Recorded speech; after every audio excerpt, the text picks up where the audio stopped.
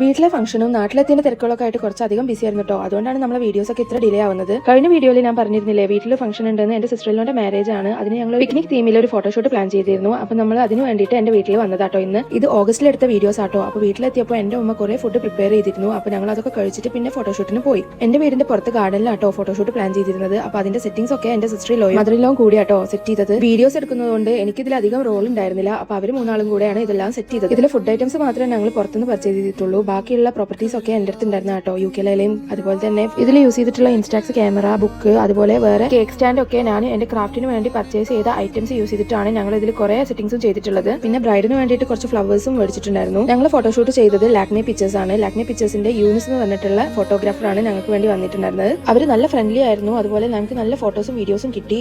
എനിക്ക് ഫോട്ടോഷൂട്ട് എടുത്തതിൽ ഏറ്റവും ഇഷ്ടപ്പെട്ട ഒരു ഡേ ഇതായിരുന്നു, പിക്നിക് ഫോട്ടോഷൂട്ട്. സിസ്റ്ററിന്റെ വെഡിങ് ഡേക്കും ഞങ്ങൾ ലാക്മി പിക്ചേഴ്സിനെയാണ് ബുക്ക് ചെയ്തിട്ടുണ്ടായിരുന്നത്.